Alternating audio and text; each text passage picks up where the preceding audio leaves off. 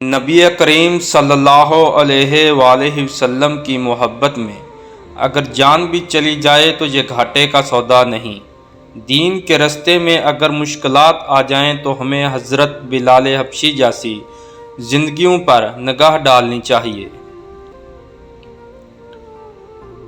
اپنی روح کا سودا کسی بھی چیز کے ساتھ مت کرو۔ یہ وہ چیز ہے جو تم اس دنیا میں لے کر آئے ہو اور اسے ہی لے کر جاؤ گے۔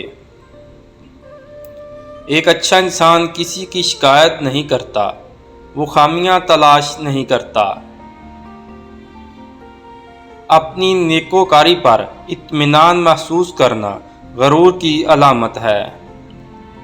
روٹی کھاتے وقت اگر تمہاری زبان دانتوں تلے آ جائے تو سمجھ جاؤ تمہاری قسمت رنگ لانے والی ہے، تمہیں خوشیاں نصیب ہونے والی ہیں۔